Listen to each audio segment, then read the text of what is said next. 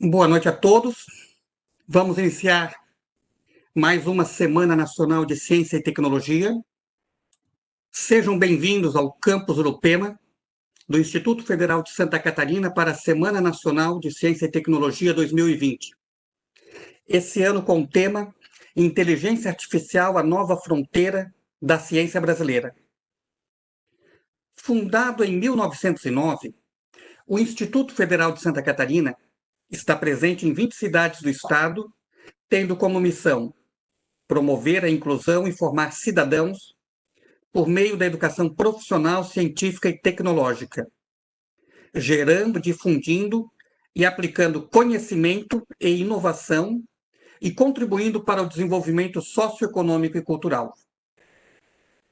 O Campus Urupema do IFESC iniciou suas atividades em dezembro de 2010 e, em função das características do município e da região, atua principalmente nos eixos tecnológicos de recursos naturais e produção alimentícia, realizando atividades de pesquisa, extensão e ensino nos cursos de formação inicial e continuada, PROEJA, ensino fundamental e médio, cursos técnicos em agricultura e administração, cursos superiores de tecnologia em alimentos e tecnologia em viticultura e enologia, também cursos de especialização e, em breve, teremos mestrado profissional em viticultura e enologia. A Semana Nacional de Ciência e Tecnologia 2020 tem como tema Inteligência Artificial, a nova fronteira da ciência brasileira. Por isso, durante esta semana, o Campus Urupema organizou uma programação virtual que traz a realização da inteligência artificial e sua relação com as áreas da administração, agricultura, viticultura, turismo e ciência de alimentos. A programação envolve webinários e uma mostra científica virtual, onde trabalhos estão sendo apresentados no canal do YouTube da primeira mostra virtual 3 Minutos de Ciência e Tecnologia, uma parceria entre o IFSC Campus Lages e Urupema. Acessem e confiram. Convidamos agora a diretora-geral do Campus Urupema, a professora Evelise Zerger, para a abertura da Semana Nacional de Ciência e Tecnologia do Campus Urupema. Olá, boa noite. Obrigada aí pela presença de todos. Um prazer estar aqui nesta nossa casa IFSC virtual hoje, abrindo esse evento, que é um evento muito importante para o campus, é um evento tradicional, né, dentro do formato presencial. Sempre temos aí uma participação muito intensa da comunidade, dos nossos alunos, dos nossos servidores, e hoje estamos aqui, né, nesta noite no formato virtual, né, com as telas abertas e o campus aberto neste formato.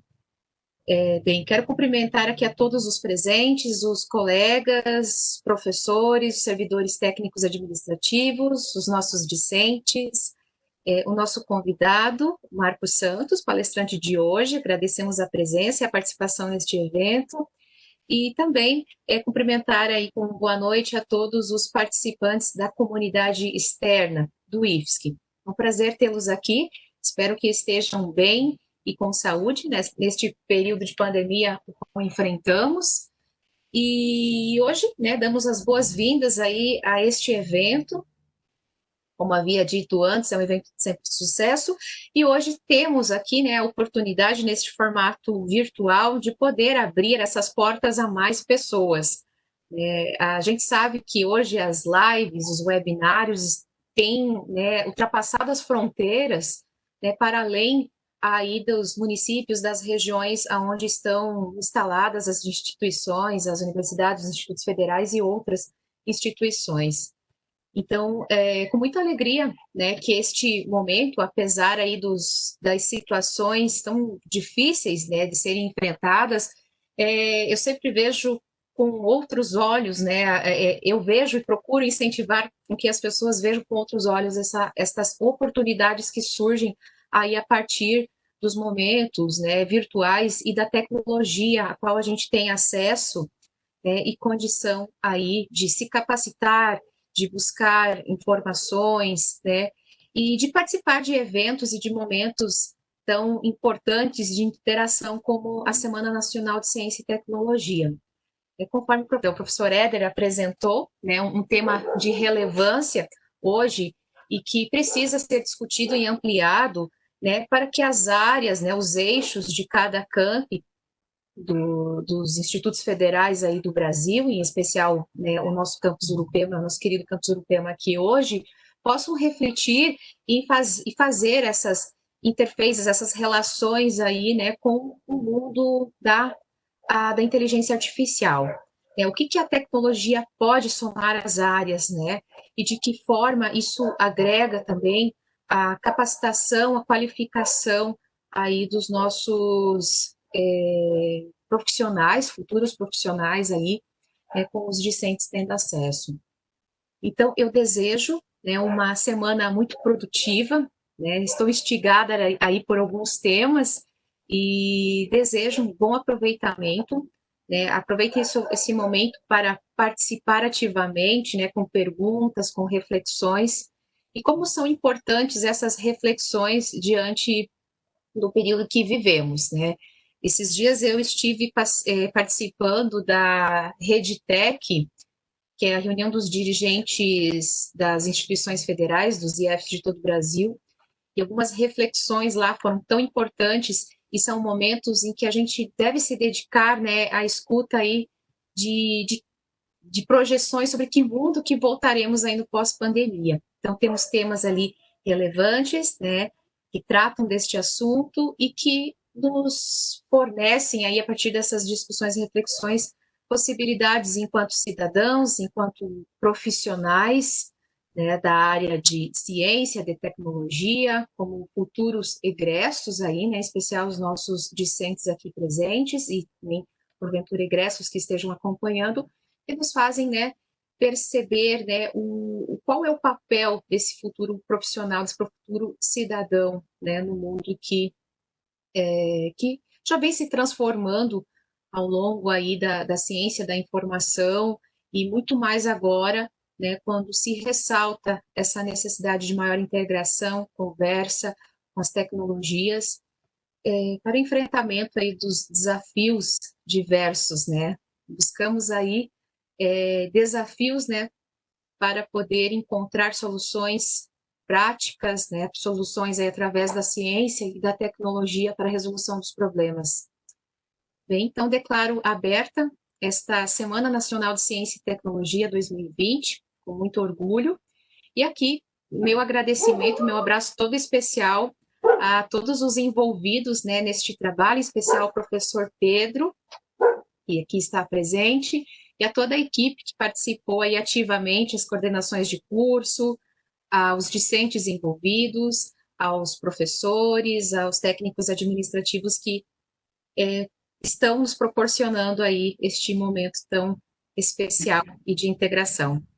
Uma boa noite, sucesso e que seja uma feliz e produtiva semana no entorno aí das reflexões e prospecções aí para o futuro profissional. Obrigado, professora Ivelise, nossa diretora, Obrigada. pela palavra de abertura nesse nosso evento.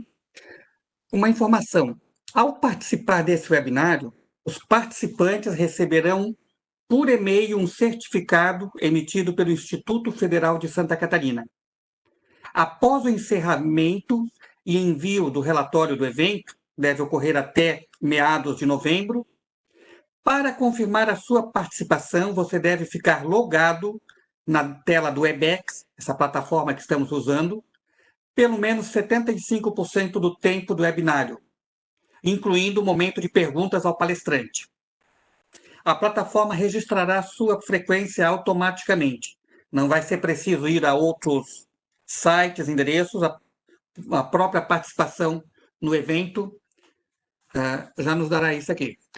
Hoje, iniciamos a programação com o webinário Inteligência Artificial e suas aplicações na indústria 4.0.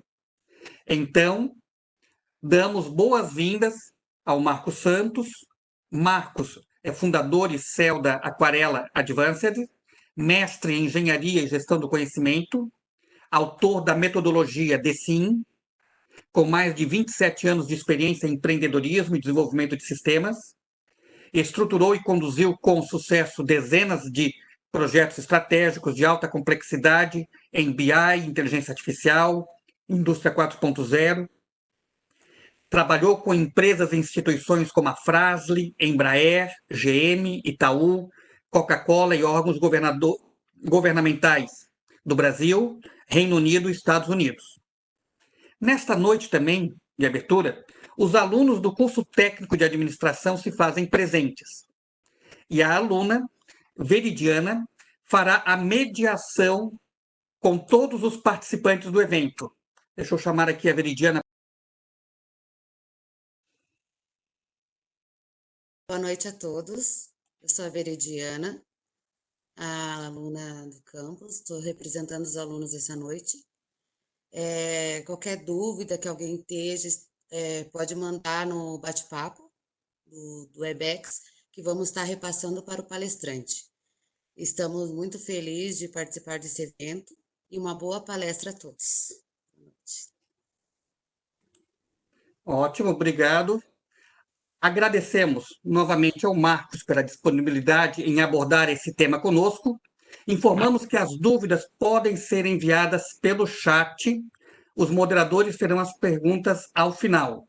Marcos, esteja à vontade, eu vou passar para ti aqui a opção de apresentação. Legal. Obrigado, professor Éder, obrigado, professora Evelise, obrigado, Veridiana, aí por mediar aí essa comunicação com os alunos, obrigado a todos os alunos aqui do Instituto Federal, obrigado, comunidade Urupema e pessoas que, né, entraram aqui também, né, no nosso webinário aí por conta dos convites, né, alunos, não alunos. Eu gosto muito. Eu acho que a academia, ela é o começo, mas ela não é um fim, né? Eu já saí da academia tem um tempo, mas eu me considero ainda aluno e eu vou me considerar aluno por muito tempo, né? Bom, eu vou compartilhar aqui uma apresentação que eu vou passar aqui com vocês.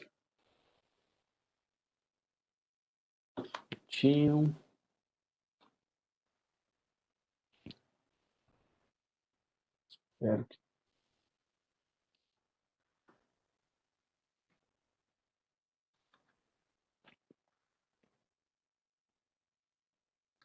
Professor Éder, está aparecendo aí para você a minha tela, só para confirmar? Funcionando perfeitamente. Perfeito. Bom, pessoal, eu sou, como o professor Éder introduziu ali, eu sou CEO da Aquarela. Aquarela é uma empresa de inteligência artificial e analytics. Por isso que a gente tem aqui os logos da empresa, né? Estou trabalhando em home office, eu não estou no escritório, mas eu acabo deixando aqui um cartaz ali, porque a gente acaba trabalhando aí com os clientes de casa, né? Acho que agora a gente está vivendo um novo normal, e para nós que somos aí da área de tecnologia, é um momento de grande aprendizado e de grandes criações, né? E o que a gente vai falar aqui hoje sobre inteligência artificial e analytics e IA, né, e outras coisas bem interessantes em volta desse tema vão estar bastante conectados, inclusive, com esse momento. Depois eu vou, não estar na apresentação, mas no final eu vou fazer uma conexão aí das oportunidades dentro do que a pandemia nos ensinou, tá? Bom, mas vamos lá então, pessoal. O que é inteligência artificial? Tá, né? E quais são as suas aplicações? E aí, pensando em indústria 4.0, né? Vamos focalizar nisso. Vamos lá. Existem vários, né, órgãos, né, inclusive as universidades, né, órgãos como eu digo, Gartner, PwC, né, grandes consultorias que estão sempre olhando o mercado. E nós fizemos um apanhado aí, pegando de diversas, tanto consultorias quanto publicações acadêmicas, né? E a gente mapeou aqui quais são as tecnologias emergentes, né? Então, a gente tem uma série de coisas que estão acontecendo no mundo, né? E entre elas aí, né, análise de discurso, inteligência, né, a própria inteligência artificial, computação quântica, computação em cloud, né, na nuvem, big data, homens biônicos, processamento de linguagem natural. Quer dizer, isso aqui é um mapa de várias coisas interessantes e são emergentes. Isso aqui nos próximos 5, 10, 15, 20 anos vai ser comum, né? E a conexão que eu estava fazendo sobre a pandemia é que essas tecnologias, nesse momento, estão nos ajudando a nos conectar, né? Nesse momento, eu estou aqui falando com essa câmera me representa aí com vocês, e eu estou aqui tendo acesso, né, a várias pessoas em diversas localidades, e a gente está se comunicando, e está havendo uma troca de conhecimento. Então, a tecnologia está mediando e ela está proporcionando esse momento, né? E aí, debaixo dessa câmera tem muita tecnologia, a gente vai conectar algumas coisas aqui na nossa jornada. Bom, aqui tem uma que chama de Hype Cycle, né? A Gartner, que é uma grande consultoria global de tecnologias, ela monta todo ano o que ela chama de Hype Cycle de tecnologias emergentes. Eu vou explicar para vocês como é que funciona esse gráfico, né? Ele tem uma curva ali, tipo uma curva normal, que faz uma perninha, né? A melhor forma que eu descobri para explicar isso aqui é explicando a partir de uma perspectiva de um relacionamento, né? Imagina assim, né? Você conhece uma pessoa, você gosta, né? Você se apaixona, né? A pessoa é maravilhosa, então você chegou aqui, então você começa aqui com o trigger da inovação, né? E você conheceu, e aí você começa a se apaixonar por aquela pessoa, e você chega no auge da paixão, e aí depois você descobre que ela ronca, que de repente a sogra, o sogro já não é tão legal, né? Que aí tem alguns probleminhas, aí tem o passado, enfim. E aí você vai caindo aqui, né? Você passou pelo pico das expectativas infladas, e aí você chega aqui no chamado Vale da Desilusão, né? E aí, em relacionamento, o Vale da Desilusão, ou você termina com aquela pessoa e vai, né, procura um outro depois, ou você olha, não, mas tudo bem, ele ronca, mas ele é uma boa pessoa, né? Vai ser um bom pai, né? A minha sogra, aprendi a lidar com ela, tá tudo bem, e aí você casa e segue um relacionamento pro resto da vida, ou por um longo tempo. Então, pensando em tecnologias, funciona a mesma coisa. Então, você tem uma tecnologia nova, ela tem toda uma escalada, ela chega num pico de inflacionário, né, do estilo, essa tecnologia vai salvar o mundo, vai ser uma revolução, e aí depois essa tecnologia ela acaba, em algum momento você consegue ver que, poxa, não é exatamente isso, ela não é tudo isso como falam, e ela vai descendo. Em algum momento ela pode, poxa, isso aqui realmente, essa tecnologia não existia, ela só foi uma bolha e morre, ou ela segue um curso. Todas as tecnologias que nós usamos hoje passaram por isso. Como eu estava falando dessa câmera, né, deste computador, isso aqui foram todas as tecnologias, cada uma dessas passou por todo esse hype cycle. E aí, agora explicada a dinâmica de como é que funciona o hype cycle, vamos olhar aqui para dentro deles, a gente vê que existem aqui uma série de tecnologias interessantes aí, que estão entrando aí estão entrando em ebulição, né? Entre elas aí a própria inteligência artificial como plataforma de serviço, análise de grafo, e outras coisas, né? Inteligência artificial emocional, né? E outras. Vamos passar aqui. Esse aqui é de tecnologias como um todo. Agora aqui é específico no foco de inteligência artificial. A gente está olhando para a computação e olhando para a inteligência artificial. Então a gente vê aqui que hoje duas tecnologias que já passaram pelo Vale da Desilusão e hoje estão no platô de produtividade são aceleradores de GPU, né, que são placas, né, que processam grande quantidade de informação, né? Elas foram criadas para os jogos, né, para jogos de videogame no computador, mas hoje elas são usadas para processamento de inteligência artificial, né? A inovação tem os seus caminhos tortuosos, né? Temos ali reconhecimento de fala, né, o speech recognition. Então, hoje todo mundo tem um smartphone que tem um Google, uma Siri, e você fala, ela entende, você escreve, né, ela fala, você vai digitando, ela vai escrevendo, e o erro é muito pequeno. Eu lembro lá em 94, 95, a IBM lançou o primeiro reconhecimento de reconhecedor de voz, era terrível, você precisava de uma máquina que esquentava, era uma coisa horrorosa, e reconhecia muito mal. Hoje, qualquer, né, dispositivo, a televisão, hoje você tem um botão que você pode falar com ela. Então, é uma tecnologia que já está numa maturidade, ela já está num chamado platô, né? Ela passou aqui do Vale da Desilusão, entrou aqui na ladeira, né, da iluminação e já chegou no platô de produtividade.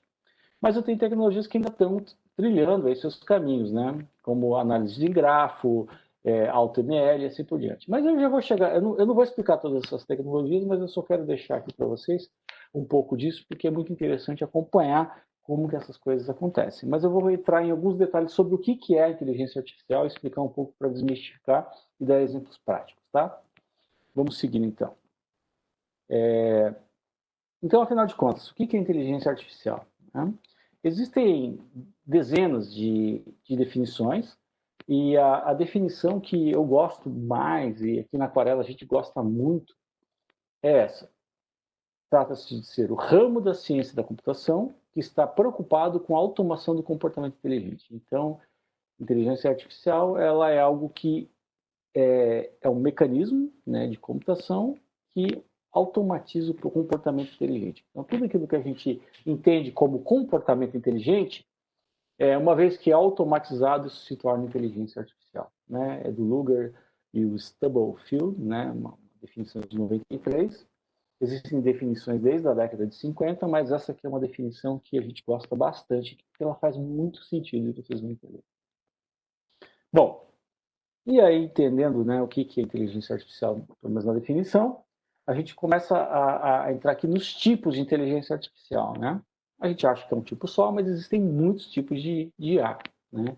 E esses tipos eles são paradigmas, e aí a gente tem aqui ali à direita, né, o simbólico, conexionista, evolucionista, swarm, sample. Eu vou explicar cada um deles com alguns exemplos. Bom, antes da gente entrar propriamente nos tipos, né, de inteligência artificial, é importante a gente entender que cada tipo cada paradigma, né, o que tipo lá, o termo correto é paradigma, são paradigmas de IA, e aí cada paradigma de IA, ou os paradigmas de IA, eles detêm algumas propriedades que a gente chama isso de propriedades naturais da inteligência artificial, que são determinismo, generalização, reconhecimento, criação e autonomia. Né? O que é cada uma delas? O determinismo ele é o alto grau de acurácia, o quanto que ele consegue trabalhar com incerteza. Então, uma IA extremamente determinista, ela trabalha com sim ou não. É ou não é. Ela não consegue trabalhar com ambientes de incerteza, com probabilidades. Ela é bastante binária. A generalização é a capacidade de inferir conceitos a partir de análise de similaridade e diferenças. Então, ele consegue achar, poxa, esse cachorro branco e esse cachorro marrom, ambos são cachorros, porque eles têm características muito próximas. Um é maior, outro é menor, mas eles são cachorros. Então, ele consegue generalizar a partir de similaridades e diferenças. Né? E ele consegue generalizar uma classe superior. Então, ele vê duas amostras, né, dois indivíduos, né, um pincher e um dálmata. Né, o dálmata tem pintas, o pincher é preto, pequenininho, mas ambos têm, né, rabo, focinho, láten, então tem características comuns. Ele automaticamente ele consegue dizer, olha, eu generalizo isso uma classe superior, então existe uma coisa que é comum a esses dois indivíduos e essa coisa pode ser a classe cachorro, né? Ou outras coisas que podem vir também. Bom, enfim, indo para a próxima, né, a característica de reconhecimento, então é a capacidade que a inteligência artificial ela tem de reconhecer coisas. Então, uma IA, por exemplo, de processamento de imagem, ela pode ver uma imagem e falar, esse aqui é o Marcos, né? É o Marcos, eu conheço ele, eu tenho certeza, com 98% de certeza que é ele. Não, é o Marcos, mas eu não tenho muita certeza. Enfim, a capacidade que ele tem de reconhecer algo como sendo algo. Quarta propriedade natural, a criação. Então, é a capacidade que a SA tem de rearranjar elementos, recombinar coisas, de maneira que ele consegue criar algo novo. Né? Então, ele combina elementos, muitas vezes elementos que não são aparentemente de primeira mão combináveis, mas ele consegue combinar e gerar um todo que faz sentido a partir de uma meta que foi dada. Então, ele tem a capacidade criativa da IA. E aí, por último, é a capacidade de autonomia, que é a capacidade que ela tem de aprender com dados, né, sem precisar de um ensino. Então, eu não preciso dizer para ela a priori, olha, isso é um cachorro, isso é um gato, né? isso é uma lâmpada. Ela automaticamente, você entrega para ela símbolos e informações e ela começa já a distinguir coisas e aprender por conta própria. Então, ela tem uma autonomia no aprendizado. Bom, agora a gente vai entrar em cada um dos paradigmas, dar alguns exemplos e para vocês entenderem o que eles são. Então, aqui, eu só vou dar um passo atrás para vocês saberem onde a gente está. Eu estou falando de inteligência artificial. Depois eu vou falar de indústria 4.0, mas por enquanto eu estou falando de inteligência artificial e eu estou dizendo quais são os tipos. É como se eu pegasse a inteligência artificial, estou abrindo aqui uma caixa de ferramentas e mostrando para vocês o que tem lá dentro, né? Então são os vários sabores, vamos dizer assim, de IA. Tá? Bom, o que essas senhoras estão fazendo aqui, né? Essas senhoras, elas trabalhavam na Segunda Guerra Mundial, no Exército Aliado, e elas estavam calculando trajetórias balísticas, né, para as baterias antiaéreas aliadas. Então, né, alguém lá no campo de batalha passava um rádio, olha, os alemães estão, né, na direção tal, o vento é tal e a gente está em tal lugar. Como é que eu configuro aqui o meu canhão? Elas pegavam essas informações, pegavam um mapa e calculavam a trajetória, né? O ângulo, ó, você coloca a tua bateria antiaérea aqui a 45 graus, né, tantos graus norte, e atira. E aí elas calculavam esse ângulo a partir, né, não existia calculador, isso está aqui à direita, essa maquininha que a gente conhece, todo mundo tem uma, e elas faziam isso na mão, no papel, porque não existia tecnologia, não existia um computador. Aquilo que ela está digitando ali que parece um computador não é uma máquina de escrever. E elas estão ali fazendo os cálculos. Essas mulheres se chamavam calculadoras, e esse era o nome delas mesmo. Né? E aí o que eu quero dizer com isso? Né? Se nós pegarmos lá a definição de inteligência artificial, que é a automação do comportamento inteligente, o que essa calculadora, esse objeto tão mundano hoje, ele tem de IA? Ele é uma automação de comportamento inteligente. Ele está fazendo o que essas mulheres faziam e fazendo de maneira muito mais rápida e talvez muito mais precisa, muito menos possibilidades de erro. Né? Então, se você pegar ao pé da letra, né, a definição, hoje já temos centenas de elementos de inteligência artificial já embutidos no nosso cotidiano e já existem há muito tempo. E eu tenho um professor, né, professor Maia, que era saudoso professor Maia, que era lá do INE, né, Departamento de Informática da UFSC, ele dizia que quando a IA se torna prática, ela deixa de se chamar IA. E quando ele me falou aquilo, eu fiquei com aquilo na cabeça, depois eu fui entendendo. Que realmente tudo aquilo que é inteligência artificial, por exemplo, essa câmera que eu falo com vocês, ela tem um sistema de autofoco, né? Coloca a mão aqui, ela vai fazer foco na minha mão, eu tiro, ela traz o foco em mim novamente. O algoritmo que faz o cálculo desse foco da câmera, ele é um algoritmo de IA, né? Só que hoje a gente não vai falar, poxa, tem uma IA que faz o foco. Não, mas ele é um algoritmo de autofoco. Ele usa uma rede neural por baixo para poder fazer isso. Né? E, então, assim, quando você se torna prático, ele deixa de ser IA. Né? Essa é uma coisa que é bastante interessante. E umas provocações que eu faço, às vezes, eu digo que a IA nasceu para deixar de existir. Né? Em algum momento, a IA vai deixar de existir. Né? E vai ser o ápice dela quando ela deixar de existir. Por que ela vai deixar de existir? Porque ela vai ser tão ubíqua, ela vai estar tão incrustada no nosso dia a dia que ninguém mais vai dizer que é IA. Né? Então, em algum momento ela vai desaparecer, como hoje ninguém mais fala, a energia elétrica. Né? Não, a energia elétrica está aí, tem as tomadas, é normal, ninguém pensa mais. Mas se você pensar 200 anos atrás, era uma coisa incrível, né? Quando começaram a estudar a eletricidade. Né? E aí, aqui ainda dentro do nosso paradigma simbólico, eu tenho aqui uma ontologia.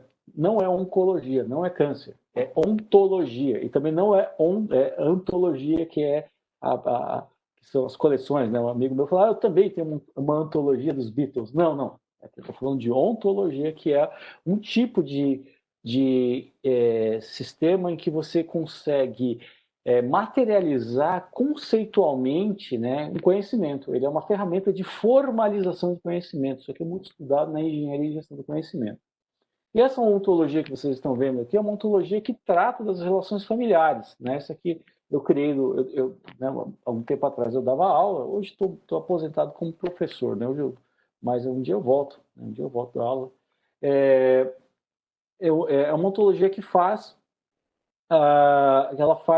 ela determina, né, o grau de parentesco das pessoas e ela define regras. Então, se eu coloco ali eu coloco uma pessoa, coloco quem é o pai, quem é a mãe, só essa informação, eu digo o nome da pessoa, o pai e a mãe. E ela monta, olha, esse aqui é o sobrinho daquele, aquele é o cunhado, aquele é o cunhado, esse é o tio. E aí, ligando ela com o sistema AB, por exemplo, ABO, eu consigo saber qual que é o sangue da pessoa, né? Então, isso aqui você tem uma utilidade bastante grande, né? Na área médica, existem, né, doenças genéticas que são transmitidas, né, de pai para filho, e aí, a depender de como é que é a tua árvore genealógica, você pode ter uma predisposição ou não. Com esse tipo de inteligência artificial, você pode calcular esse tipo de coisa, por exemplo. Inclusive, essa tecnologia de IA foi criada dentro da área médica, em Stanford. Aqui foi aquilo que eu falei, olha aqui, eu cadastrei aqui o Homer, a Marge e os filhos, né, ali a Clancy, a Mona, vocês já devem ter percebido que isso aqui são os Simpsons, né? Então, eu cadastrei a família dos Simpsons e ele calculou todas as relações ali com relação ao Bart Simpson, né? Então, o pai dele é o Homer, a mãe dele é a Marge, né? Tem um parente consanguíneo, parente simplesmente parente, e assim por diante. Só para mostrar um pouquinho de como é que isso funciona. Outro componente de inteligência artificial simbólico que a gente já usa no nosso dia a dia, a gente nem se dá conta, são os GPS. O GPS, quando ele faz o roteamento, né, você coloca lá no Waze, coloca lá no Google Maps, que você tem em algum lugar, ele traça aquela rota. O cálculo da rota usa um conjunto de regras estabelecidas numa ontologia que definem, né, como, por exemplo, ele transforma um mapa, né, que é o mapa da cidade, em um mapa simbólico. Esse mapa simbólico você coloca regras em cima, e um motor de inferência, que é um mecanismo de IA, ele consegue fazer os cálculos de melhores rotas. Tá? Então, a gente nem se dá conta que esse negócio usa IA. Né? E ele usa IA simbólica, é uma IA muito poderosa. Tá? Aqui tem alguns relatórios também, sistemas ERP também usam IA simbólica, né? Alguns usam.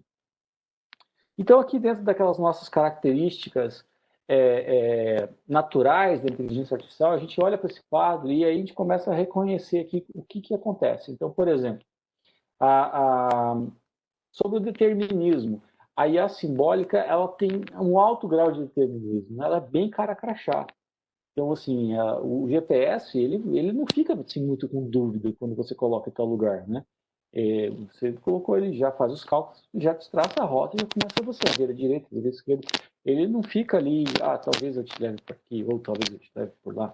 Não, vamos por aqui. Não, ele é preciso, ele fala, é por ali. Então, ele tem um alto grau de certeza, né?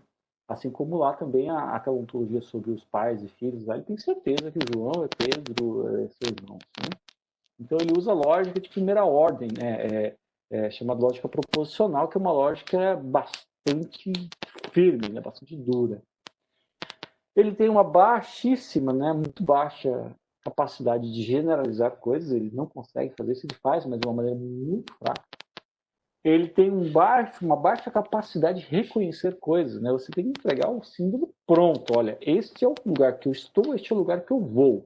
E aí ele consegue fazer o trabalho dele. Se tiver qualquer falha na comunicação, ele não vai entender o que você fez e vai gerar um erro.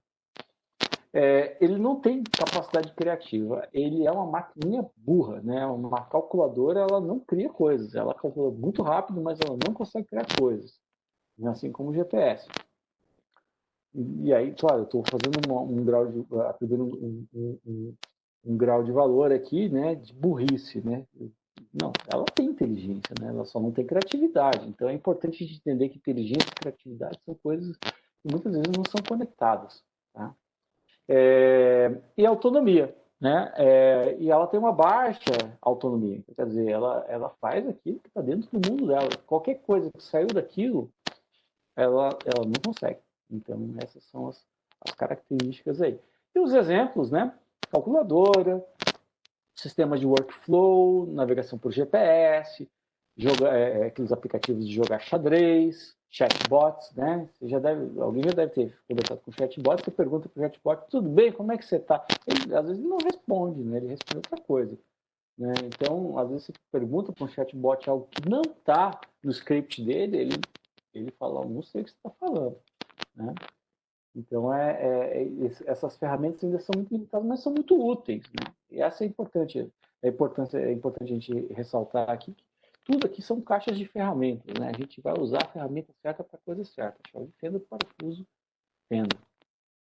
Bom, próximo paradigma da IA, paradigma conexionista. Este aqui é o mais famoso deles. Né? Esse aqui é o que todo mundo fala, é o que todo mundo diz, e é o que hoje tem feito uma revolução muito grande. O paradigma simbólico, né, que a gente falou ali atrás, ele foi criado lá na década de 50, né, por muitos anos, né, décadas ele existiu. O conexionista ele também foi criado, só que só hoje nós temos computação suficiente para dar conta disso. Né? Isso que vocês estão vendo aí, não sei se está aparecendo para vocês o vídeo se mexendo, é a visão de um carro autônomo. Né? Então, aqueles carros que, né, da Tesla, da Google, né, da Waymo, né, que é a empresa da Google que faz carro autônomo, ele tem um lidar ali, que é um laser, né, que ele faz uma varredura, então ele fica girando aquele laser a uma alta velocidade e ele gera uma varredura no ambiente. O laser, vocês já devem ter visto aquelas... são fitas métricas eletrônicas, você aponta e um laser ele mede a distância, né? Só que é um negócio desse funcionando em altíssima velocidade. Ele mede a distância em frações de milissegundo, né? E ele cria esse mapa do mundo que ele sabe exatamente a distância da pessoa, a distância do carro que está na frente. Ele tem uma visão, ele monta uma visão tridimensional. E essa é a maneira que a inteligência artificial lá de baixo está vendo esse negócio.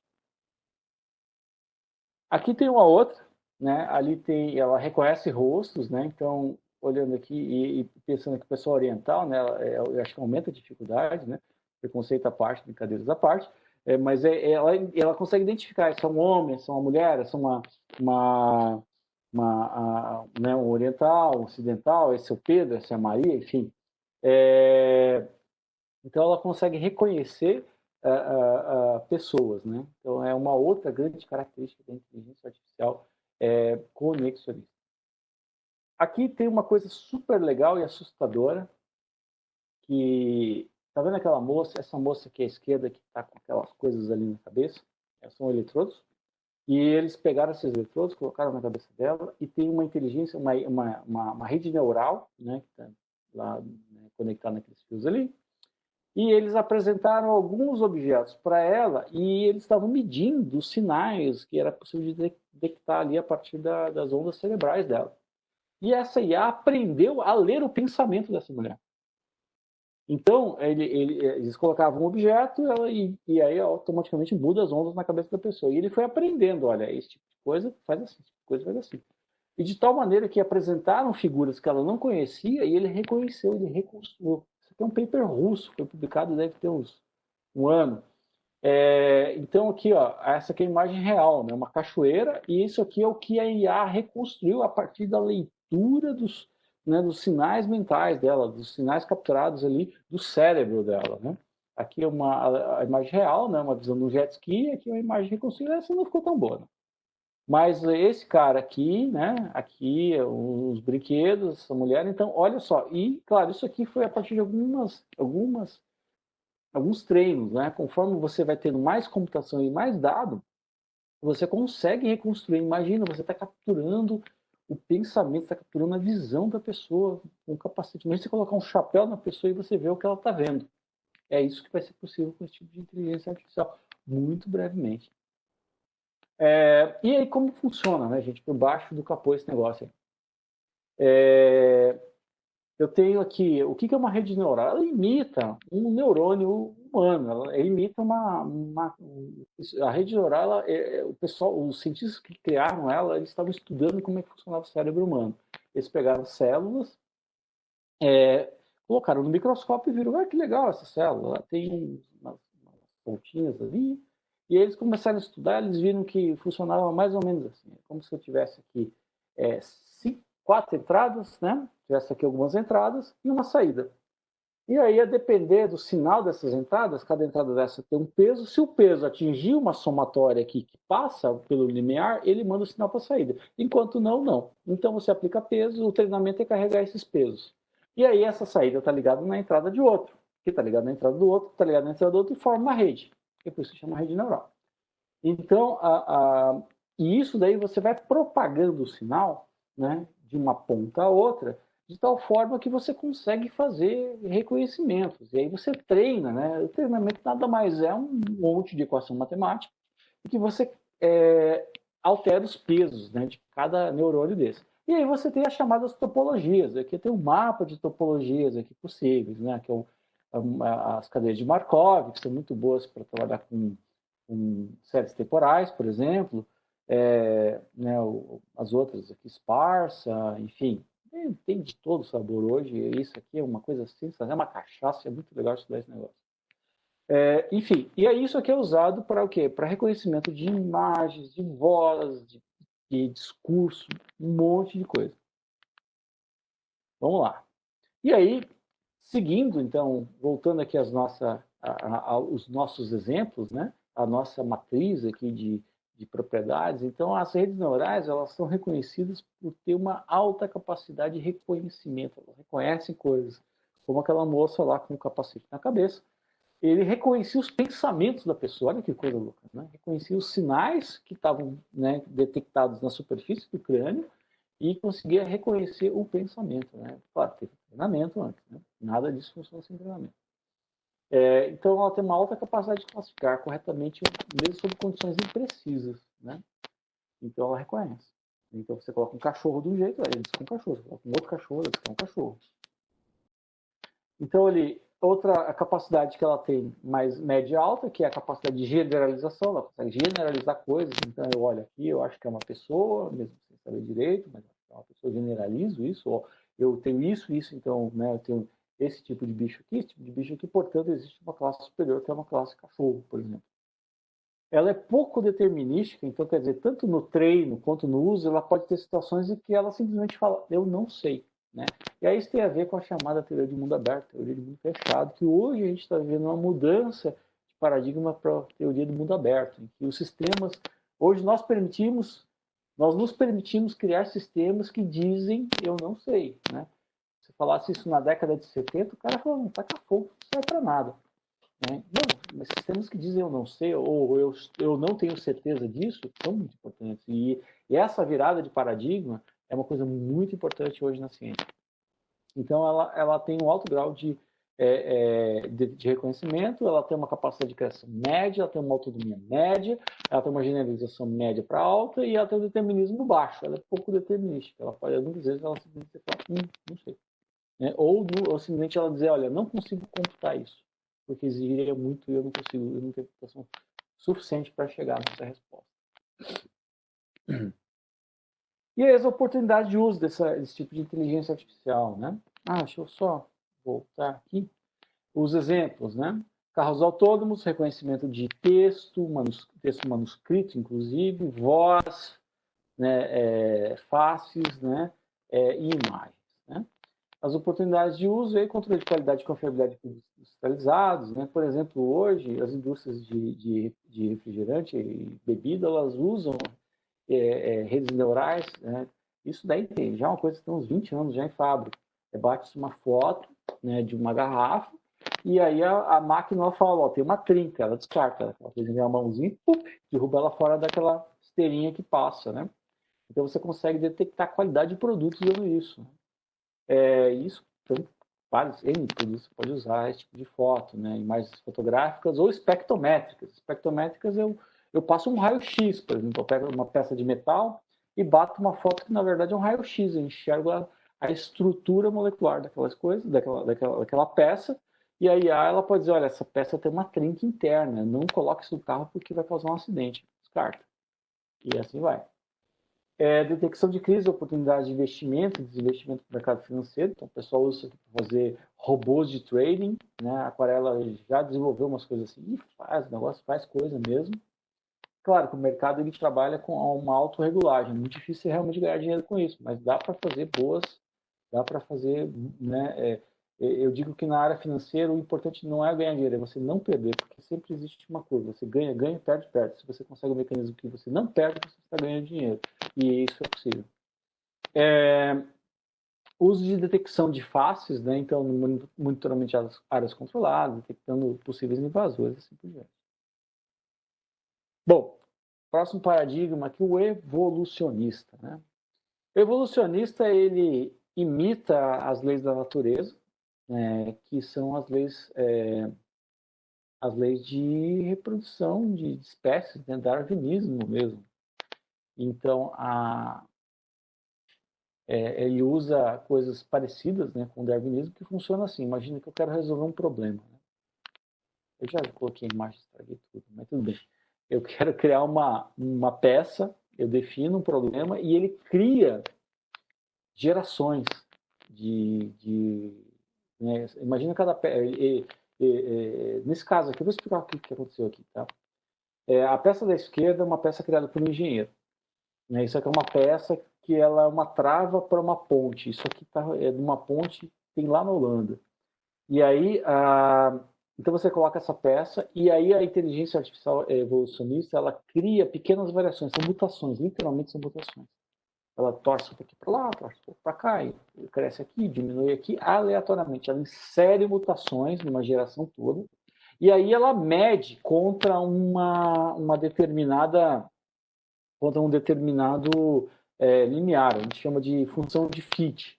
Ele mede. Então, nesse caso aqui, essa peça, existia um simulador, né, de carga dinâmica, e ele media quanto que essa peça suporta de carga dinâmica, né?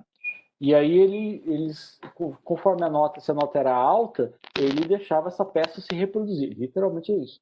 Ela pega uma peça, quando se reproduz com outra, ele vai pegar as features dessa, as características dela, e vai trocar com a outra, como acontece numa reprodução sexuada. Então ele troca genoma ali, né? E aí a próxima geração também é testado. E aí você faz milhares de gerações e insere, inclusive, de novo, mais mutações. E aí aqui, o que eu estou falando? A direita ali é uma peça, a do meio foi construída já pela IA evolucionista, e a última é a versão lá mais avançada. Essa última peça aqui da direita, ela gasta 75% menos material e ela tem a mesma capacidade de tensão, a mesma chamada resistência dinâmica da peça da esquerda que foi criada por um engenheiro. E hoje na Holanda tem uma ponte sustentada por essas peças. E passa carro e passa gente, e é muito legal. E aqui tem alguns outros exemplos, né, de peça de motor, chassi de carro, chassi de moto, tênis, criados com essa tecnologia. A tecnologia é evolucionista. Então você usa IA para criar coisas. Isso é muito legal. É muito perigoso também, mas muito poderoso.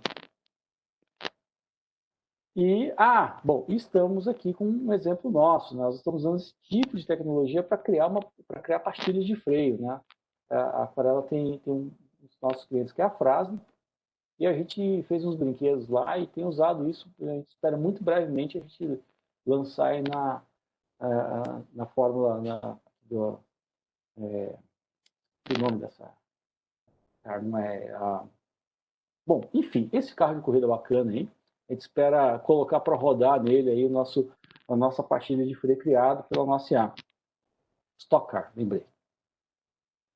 Bom, vamos lá. E aí, sobre as nossas características aqui da IA evolucionista. Né? Então, ela tem uma altíssima capacidade criativa, ela cria coisas. Né? Ela tem uma autonomia média, ela tem um poder de reconhecimento médio e baixo. A generalização dela é média. O determinismo dela é muito baixo, porque ela pode simplesmente não resolver o teu problema. Ela pode rodar por anos ali e não chegar em lugar nenhum. Né? Ela pode cair um dead end, né? Um caminho sem saída. Né? Ela é uma inteligência artificial bastante difícil de lidar. O poder dela é imenso, mas ela é muito difícil de lidar e exige muita computação. Então, os produtos criados, né, com esse tipo de mecanismo, tem antena para comunicação com Marte, a NASA fez isso, ela não estava conseguindo projetar, e aí alguém lá teve uma ideia sensacional. Poxa, vamos botar uma IA para criar esse negócio, a gente não conseguiu. E os caras colocaram e ela criou uma anteninha tortinha, bem feia, mas funcionou. Conseguiu se comunicar com Marte lá nas primeiras, lá na década de 90. Isso aí. E aí, tá, as partes de pontos, chassis de carro e assim por diante. Várias coisas aí. Então, você pode, algumas oportunidades de uso desse tipo de IA, né? Em User Experience de sistemas de compra online, então você pode colocar essa IA para detectar qual que é a melhor, né? Poxa, qual que é o layout, né, de uma loja de e-commerce mais adequado para que o cliente se sinta mais à vontade e acabe comprando mais, né? Então você pode fazer vários testes, você tem lá vários clientes comprando, você pode usar uma configuração independente para cada um, aplica ali, coloca ali mutações, cruza as coisas e você vai chegar no layout ideal. A gente já brincou com isso, é muito legal. Definição de planos de incentivo, né, baseado em estratégias de valores organizacionais. Então, por exemplo, grandes empresas, como é que eu tenho um plano de incentivo que, né, atenda todos, ou atenda a maioria, né? Então, você também pode usar esse tipo de abordagem. Criação de políticas de venda de precificação dinâmica, então, como eu dou preço dinâmico para uma coisa, para melhorar a minha margem, assim por diante. No design de novos produtos físicos ou financeiros, como a gente já falou ali. Na criação de estratégias de direção defensiva para carros autônomos, uma coisa, né, que ele pode ser criativo, né? Então acontece um acidente, né? E ele você pode usar essas coisas para ele fazer simulações, né? E ele conseguir criar estratégias de direção defensiva. Próximo paradigma, o swarm, né? Ou, né, enxame, né? É uma coisa legal, esse eu gosto bastante dele também. Ele é a inteligência das pequenas coisas do mundo, né? Então, as abelhas, as formigas, né? Aqueles cardumes, né? Pássaros. Então, existem várias manifestações da natureza que usam essa inteligência, que é a inteligência coletiva, inteligência de enxame. E aí você pode criar esses sistemas, né? À esquerda ali tem uns robozinhos, eles são robôs Kiva, né, o nome dessa marca. E isso daí está rodando um depósito da Amazon. E eles fazem sozinhos, eles decidem sozinhos como que organiza o depósito. Não tem nenhum ser humano que diz, ó, você vai colocar as meias para lá e aqui você vai colocar os livros. Não, eles decidem. E como é que eles decidem isso? Fazendo. Né? Eles colocam, conforme vem, eles vão puxando e eles mesmos se auto-organizam. Como as formigas se organizam, né? Deixa uma barra de chocolate na tua mesa, sai para dar uma volta, você vê ela encontrar a tua barra de chocolate. Como é que elas fazem isso? Inteligência coletiva, né? Com feromônios. E aí você usa essas mesmas coisas, né? Você coloca feromônios, leis de incentivo coletivo, e elas conseguem, né, achar as coisas, né? Eu sempre digo que a gente tem uma ferramenta aqui de otimização, eu falo que são as nossas formiguinhas, né? O cliente pergunta, mas como é que ela acha as coisas? Eu falo, igual ela achar a sua barra de chocolate. Ele acha o caminho para o açúcar, ou seja, para o seu lucro, né? Então é uma coisa bacana, uma tecnologia muito legal. Vamos para cima aí. E quais são, né, as características desse paradigma que são interessantes, né? Ela tem uma alta autonomia, quer dizer, você não precisa ensinar ela, né? Então ninguém foi lá e ensinou os robozinhos como organizar o depósito. Eles começaram a fazer tentativas, eles foram trabalhando, foram aprendendo com eles mesmos e decidindo como que se organizava o depósito, e aquilo ficou melhor do que qualquer um fosse lá e tentasse fazer, né, de forma humana. É maluco pensar isso. Por exemplo, aquela peça lá do outro paradigma do evolucionista lá também, né? O ser humano nunca vai para cara, vou fazer um negócio todo torto, não, ele quer fazer uma coisa reta, mas muitas vezes, né, o caminho mais rápido entre dois pontos pode não ser uma reta, né? Tem vários experimentos científicos que provam isso, mas a gente não vai entrar nesse negócio. Então tá, próxima ali, criação, ela tem média alta, ela é altamente criativa, também inteligência de enxame. O reconhecimento é médio e alto, a generalização também é médio e alto, e o determinismo é médio. Ela é uma IA muito completa, só que ela é complexa, ela é difícil de lidar, tá? E precisa de muita computação, a modelagem dela é um pouco mais difícil. Então é um comportamento emergente inspirado em formigas, abelhas, partículas e outras como você pode usar isso no mundo real? Otimização de logística, caminhão. Assim como as formigas andam por aí, você pode pôr os caminhões para seguir a mesma linha. Otimização de SKUs, de definição de perfis de clientes, assim por diante. Você pode fazer muita coisa com esse tipo de IA.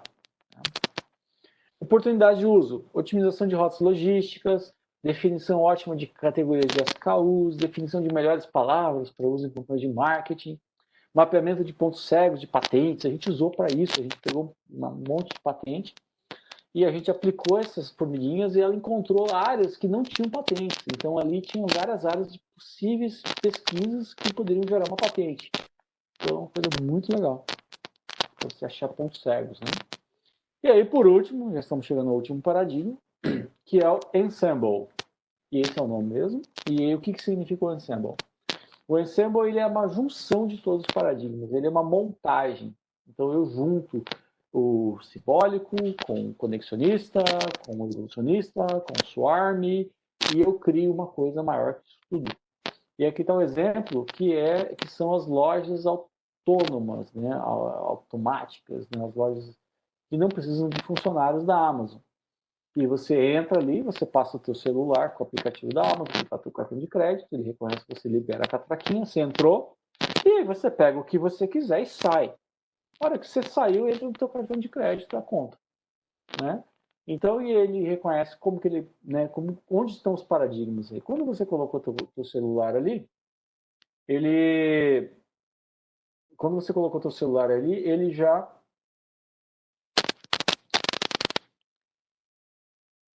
quando você coloca teu celular ali, ele consegue, ele reconhece que é você que entrou. Só ajustar meu áudio. Ele reconhece que você entrou, então ele usou a IA simbólica. Você entrando, você vai pega um produto, tem câmeras filmando, né, as prateleiras, e quando você pega o produto, ele reconhece que você tirou o produto. Ele já reconhece qual que é o produto que você pegou. Se você devolver, ele reconheceu que você devolveu.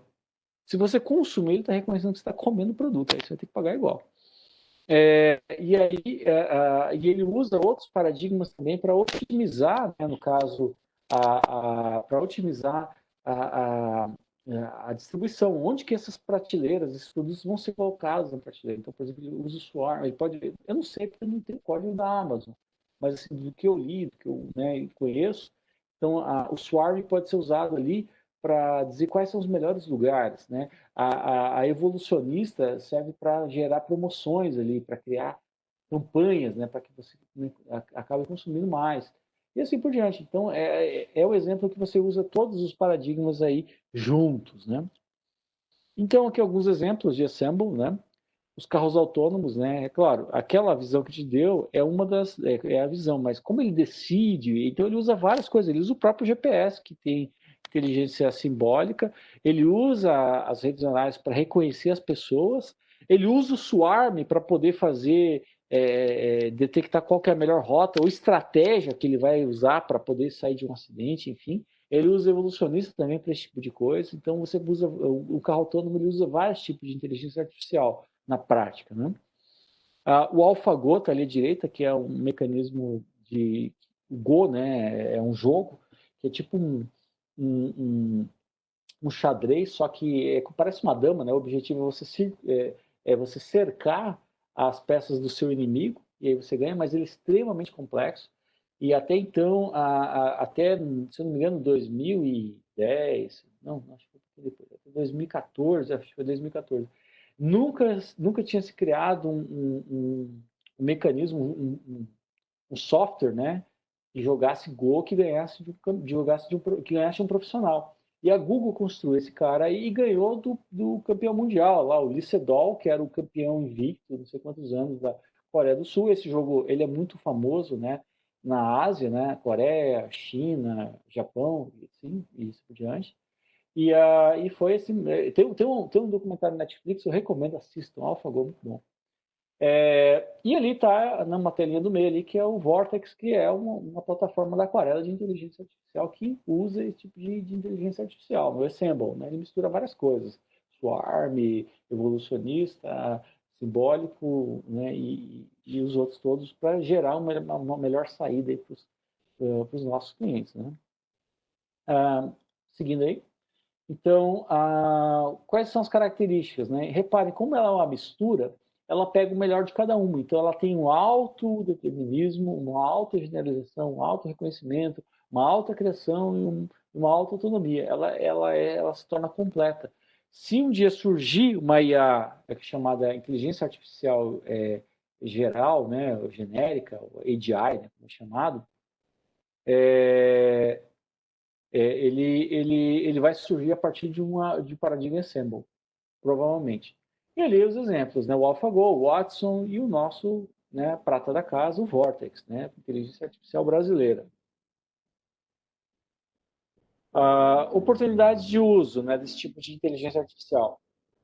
Descoberta de fatores que levam ao desenvolvimento de doenças, né, por exemplo, para lutar contra Covid-19, câncer, etc.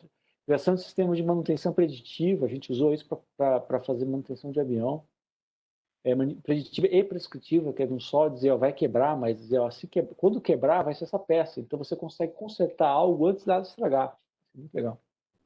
Então, você manda o técnico vir consertar o seu equipamento aqui, mas ele não estragou não, mas ele vai estragar daqui 2 dias, então eu estou aqui para consertar antes que ele pare.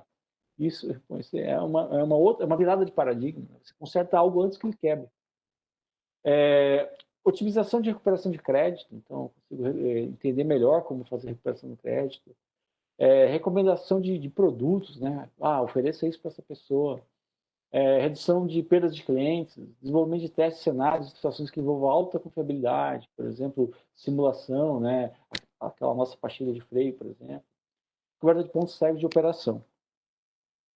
E aí, passamos aí a parte toda de IA, e aí a gente vai dar um outro capítulo, né? O professor Éder disse que eu tinha uns minutinhos a mais aqui. Eu estou indo um pouquinho mais devagar, porque daí a gente dá mais tempo de vocês ir pensando. Então, a inteligência artificial, ela é uma parte do grande cérebro que está se formando hoje, chamado Indústria 4.0. Mas qual é o outro lado do cérebro? Uma coisa chamada inteligência coletiva. E vocês vão entender como essas duas coisas juntas geram um valor imenso hoje para a sociedade, e é a grande virada de paradigma que a gente está vivendo exatamente neste momento, hoje, aqui e agora. Bom, então vamos lá. O que é inteligência coletiva? Inteligência coletiva para a gente, né, para todos, é um uso, né, de várias mentes, né, para resolver uma coisa. Mas Marcos, isso é muito abstrato.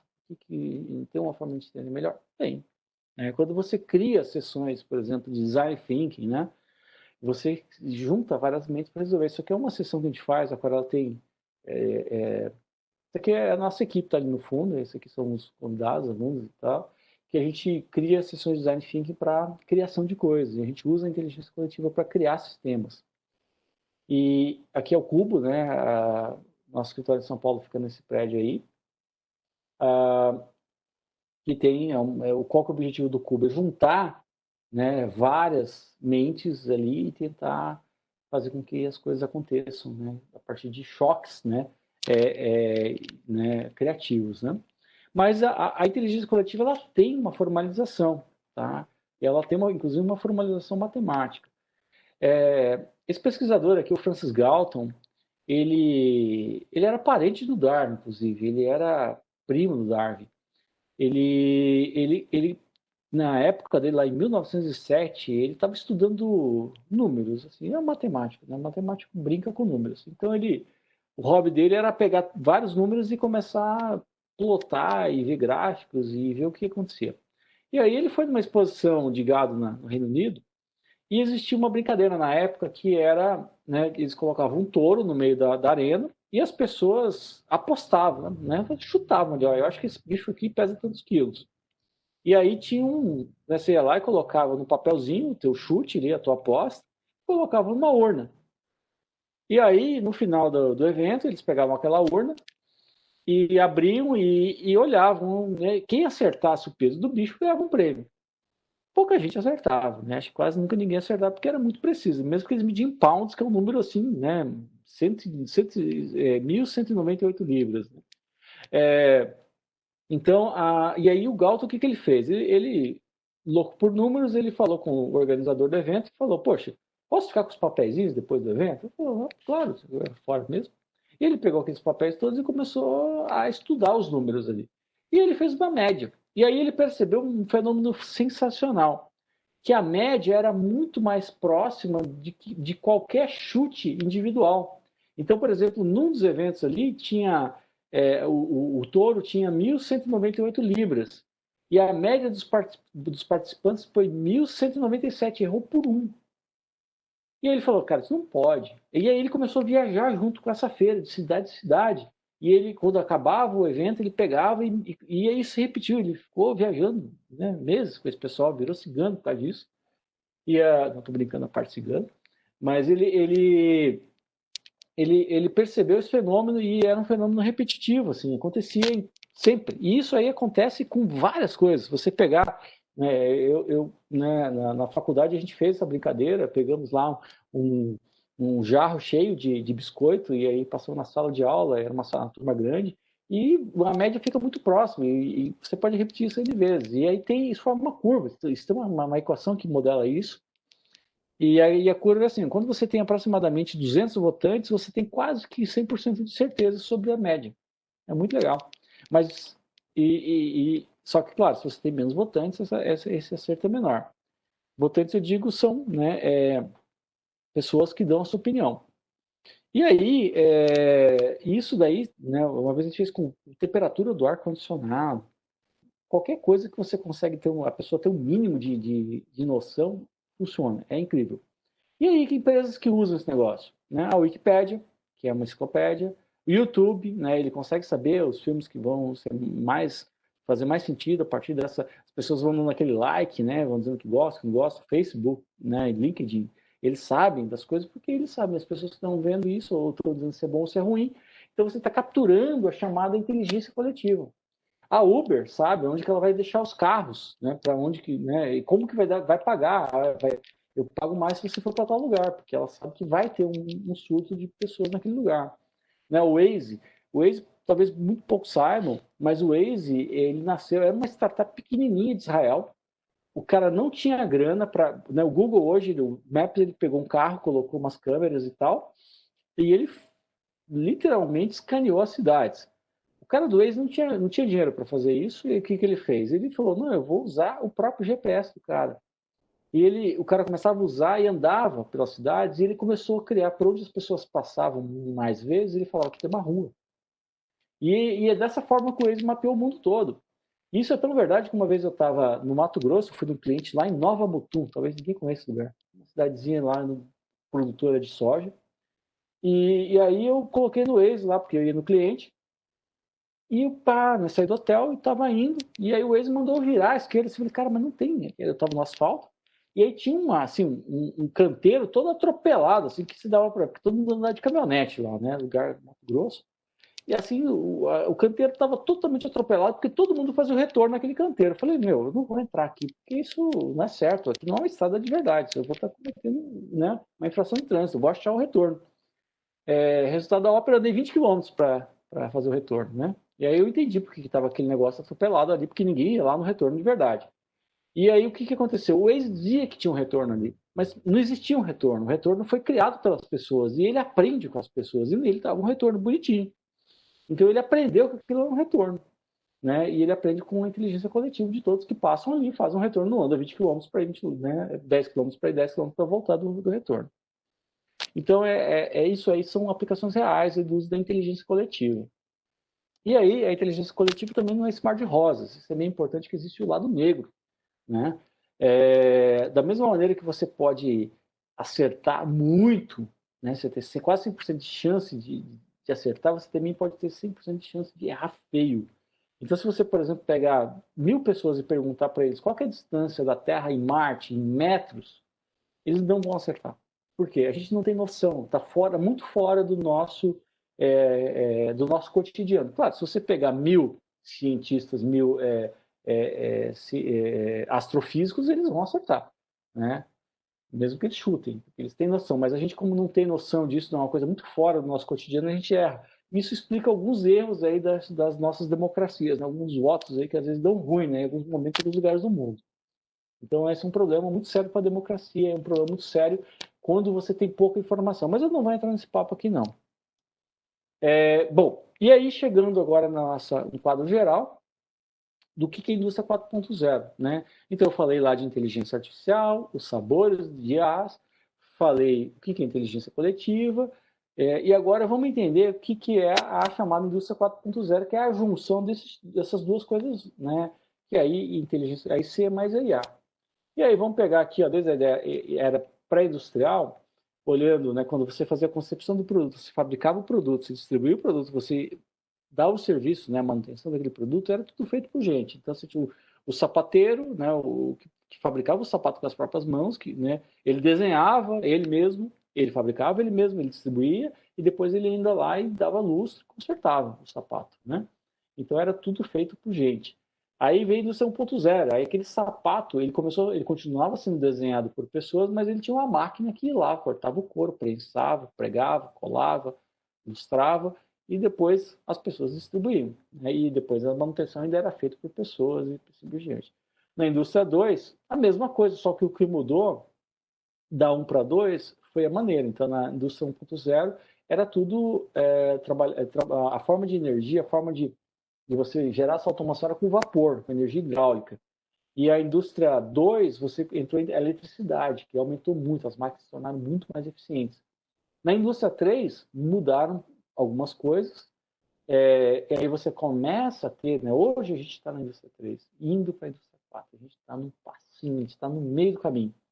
Então, a parte de concepção começou a ter auxílio de máquinas, então pessoas usando máquinas, por exemplo, computadores, CAD, Photoshop, Illustrator, né? Enfim, são softwares de desenho que você faz o desenho industrial no computador, mas ainda é um ser humano pilotando aquela máquina. A máquina ajuda ele apenas, ou uma prancheta inteligente. A manufatura, sim, feita por robôs, né, muito mais eficientes. A distribuição máquinas, né, os robozinhos lá da Amazon, né? Você tem lá andando e tal. É uma distribuição que envolve pessoas e máquinas. E os serviços ainda são pessoas que fazem. E aí a gente chega na indústria 4.0, que é agora o que a gente vai chegar, é a próxima virada. O que isso está começando a acontecer ainda não está totalmente virado. E quando se fala da chamada transformação digital, a transformação digital, colocando mais uma sopinha de letras aqui, nada mais é que você levar as empresas e serviços da indústria 3 para a indústria 4, para a indústria 4.0. E aí você tem inteligência coletiva mais máquinas. Então pensa lá na concepção do design, as peças lá da ponte, né, feita por a máquina projetou. Ele usou conhecimento também dos humanos, mas entrou junto na equação, mas ela concebeu. A manufatura é feita por máquinas. A distribuição, né, os robozinhos, o Waze, né, hoje você um entregador, um motoboy, ele é um ente cibernético. Porque o cara, ele praticamente, o que ele tem que fazer hoje é pilotar a moto, praticamente. Porque ele pega lá um negócio que foi o robô que entregou para ele, coloca na moto, e o GPS fala para ele, vira aqui, vira aqui, vira aqui, vira aqui, e deixa lá. Então ele está usando que a inteligência coletiva mais as máquinas. A inteligência coletiva do Waze, que já sabe que aqui fechou, mudou o trânsito, aqui tem um retorno, não tem, porque as pessoas estão passando ali. Mais inteligência artificial lá simbólica fazendo as rotas, certo? E logo, logo vão ter os carros autônomos que vão fazer essa entrega sozinhos também, né? Então é isso. E os serviços também, né? O próprio Uber é um serviço, né? O próprio GPS é um serviço. Então você começa a ter inteligência coletiva e inteligência artificial em todos os passos, né? Que você está olhando aqui são os elementos de uma cadeia produtiva, desde a criação, manufatura, distribuição e depois a continuidade daquilo.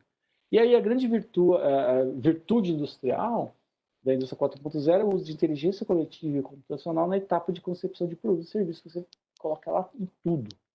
E essa é a grande virada, essa é a revolução industrial que a gente vive agora, nesse exato momento. E vocês que estão estudando, estejam preparados para isso. Estejam preparados porque tem muita coisa para fazer e o Brasil precisa de muita gente boa. E a gente tem. Bom, eu vou pegar um pouquinho, vou falar algumas coisas que às vezes as pessoas me perguntam, eu coloquei aqui na apresentação, que é a diferença de BI. Eu já fechei aqui do indústria 4.0, vou falar de algumas coisas, vou voltar para a inteligência artificial para desmistificar alguns termos que as pessoas têm dúvida que elas ouvem, mas o que é isso? Então, então, só fazendo esse apanhado, Business Intelligence, que muita gente ouve falar, que são os painéis, aí é ClickSense, ClickView, Power BI, né? Tem um monte. Eles são sistemas que seguem uma carreirinha ali de né, de maturidade e valor. Então, quanto mais valor e mais maturidade de análise, né, mais complexo é. Então, o BI está nesses dois primeiros aqui, ó, na descrição e no diagnóstico. Então, o BI eu olho para o passado, eu vejo o que aconteceu. Mas eu não consigo. Para projetar o futuro, eu tenho que fazer o mesmo. Quando eu estou usando inteligência artificial, eu consigo fazer uma predição, quer dizer, eu prevejo, eu consigo saber que algo vai acontecer. E não só isso, eu consigo, além de prever algo que vai acontecer, eu consigo prescrever. Aquela história, eu vim consertar a sua ar-condicionado, mas ele não está quebrado. Não, mas ele vai quebrar daqui a 2 semanas, eu já sei qual peça que eu vou trocar. Então ele prescreve, essa peça que vai quebrar daqui a tanto tempo. Então, ele prescreve um procedimento para consertar aquilo. Então é isso. Então a relação de BI com AI, né, com a inteligência artificial é essa, para quem tinha dúvidas. E aí outra sopa de letrinhas que é legal de explicar para que vocês entendam, né? Eu falo assim de Deep Learning, Machine Learning, Artificial Intelligence. Qual que é a diferença, né? O Deep Learning e Machine Learning são um tipo de inteligência artificial, só que são subconjuntos, né? A inteligência artificial, ela tem ela vai desde lá da calculadora até, né, em algum momento a gente vai ter alguma coisa que você conversa como se fosse uma pessoa. Mas você tem algo no meio do caminho ali, que é o Machine Learning, que é a aprendizagem de máquinas, e você tem o Deep Learning, que é um tipo de rede neural muito grande, né? Você tem aquelas redes neurais, só que em grandes volumes, elas são os chamados Deep Learning. E aqui à direita tem um outro diagraminha que também junta essas coisas para dar nome aos bois e colocar eles nos devidos lugares. E é lá, inteligência artificial grandona, machine learning, deep learning, e aí você tem o big data e o enabling tech. O big data que é inteligência... O que é inteligência coletiva no mundo de tecnologia? É o big data. No big data, quando eu tenho muitos dados, eu tenho o comportamento de muitas pessoas. Então, o comportamento dessas pessoas está todo materializado no banco de dados. O banco de dados é um grande repositório comportamental. Então, quando eu ligo o Big Data com a inteligência artificial, né, eu estou juntando lá inteligência coletiva com inteligência artificial e eu estou fazendo indústria 4.0. E aí eu tenho as tecnologias habilitadoras, por exemplo, essa câmera, a internet, meu computador, e assim por diante. Então é isso, pessoal, só para vocês terem uma ideia de como que essa briga está quente. Essa aqui é a grande quantidade de empresas que foram adquiridas pelas grandes aí, né? Google, Apple, Facebook, Amazon, Intel. Todos esses caras todos aqui estão comprando todas as empresas, né, empresas menores, porque eles estão colocando, né, tecnologias, eles compram essas tecnologias prontas. Então existe uma grande aquisição, né, desse tipo de coisa. Então isso mostra quão aquecido esse tipo de tecnologia. E aí, quais os riscos, né, na implantação de projetos de IA? Isso já é uma coisa aí, poxa, bacana, já aprenderam IA, já estão... Aí você começa a pensar, poxa, quais são os riscos disso? Né? Existem algumas estatísticas que mostram que 87% das empresas têm baixa maturidade na análise de dados. E a PwC diz que 96% dos projetos analíticos de IA falham. Então, como é uma coisa muito nova, ninguém sabe muito o caminho das pedras. Então, 96% falhar é muita coisa. Então, e a gente já aprendeu isso, tá? A Aquarela tem... Eu trabalho com inteligência artificial já há uns 15 anos, a Aquarela tem 8 anos de operação, tem 10 anos na CPJ, e a gente, dentro desses 10 anos, a gente criou uma metodologia que acelera e ajuda a reduzir esse risco. Né? A gente chama ela de DSIM, que é a Data Culture Introduction ou Intensive Methodology. É uma metodologia que te ajuda a acelerar e te levar para né, ela mede, né, qual que é o índice, o nível de maturidade tanto das pessoas, dos processos, dos artefatos e cria formas de você ir subindo esses níveis até você chegar no exponencial, que é a indústria 4.0, que é o estado da arte. Né? As máquinas tomando decisões sozinhas e gerando valor por conta própria. E essa metodologia, ela tem, né, a gente segue a questão do duplo diamante, né, que você tem processo de divergência, convergência, até você chegar a um resultado, e nós temos um Canvas. O Canvas, muito disso aqui é open source, né, a gente abriu para a comunidade, está lá no nosso site, vocês podem baixar o material, tem um e-book, só coloca lá teu e-mail, baixa. A gente está abrindo para a comunidade porque a gente aprendeu muito com o mundo e a gente devolve para o mundo, né? Acho que isso faz parte também da nossa responsabilidade aí da conexão com, né, o grande coletivo, que a inteligência coletiva é o open source também. Então, a gente disponibilizou aí parte das nossas propriedades intelectuais aí para a comunidade e vocês podem usar isso à vontade. Então é isso, aqui tem os exemplos de como é que preenche, eu não vou explicar isso aqui. Aqui está o link, depois provavelmente o professor Éder vai passar para vocês. E aí, por último, esse é o último slide da apresentação. Reparem que a grande revolução, todas as revoluções industriais, elas aconteceram quando surgiu uma nova tecnologia que acelerou muitas coisas. Né? Você pegou lá o vapor, acelerou o trabalho que era feito pelo braço humano. A máquina a vapor é mais forte, mais rápido. Depois veio a máquina elétrica, mais forte, mais rápido. Depois veio o robô, mais rápido, mais inteligente, né? E aí veio os computadores.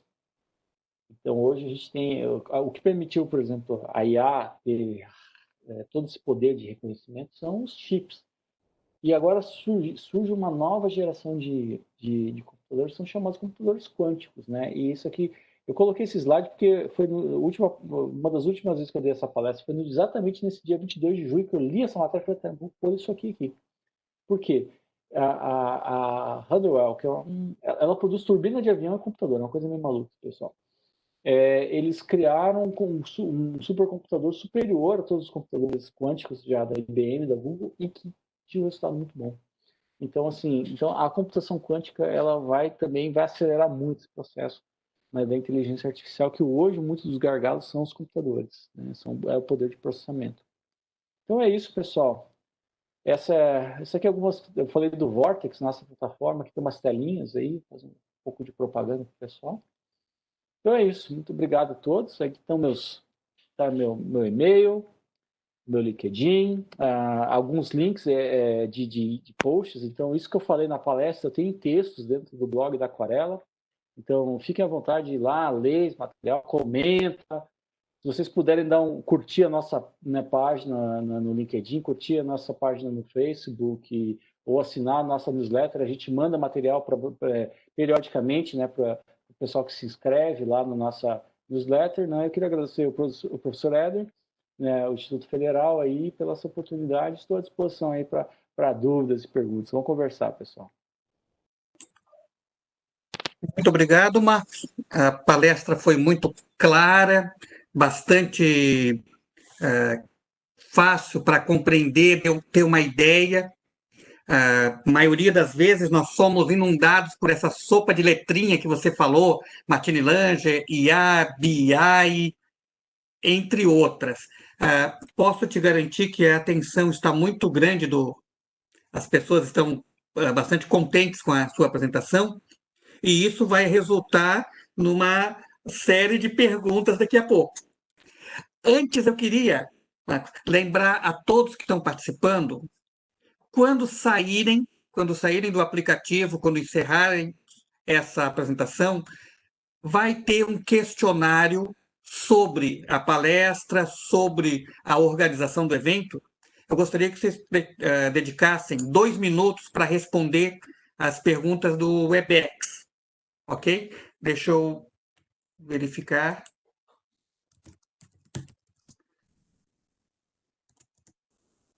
Isso, estou aqui verificando junto com a equipe. Veridiana, temos algum questionamento que tu gostaria de passar inicialmente para o Marcos?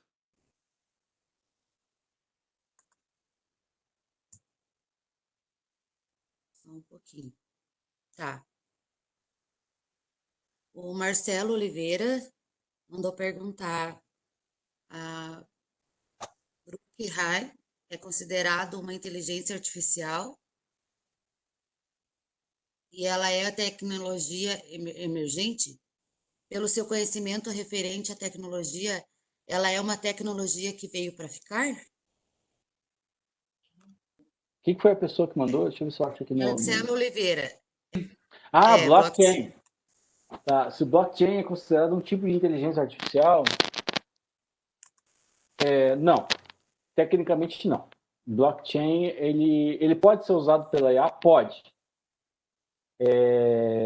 Mas ele não é um tipo de IA. O blockchain ele é uma garantia de comunicação segura. Então, por exemplo, o blockchain é uma espécie de cartório dos dados. Vou usar ele garante que o dado sai de um ponto A e vai para um ponto B, e que não teve alteração. E ele garante a rastreabilidade disso. Então, ele é uma espécie de cartório. Tanto que o blockchain é usado para criar criptomoedas. Né? O Bitcoin, que é uma moeda virtual, que é como se fosse um dólar, como se fosse um real, só que ele é virtual, ele usa o blockchain porque ele garante que aquele número ali, aquele valor, ele é único e ele só está ali. E ele tem toda a rastreabilidade de onde ele veio.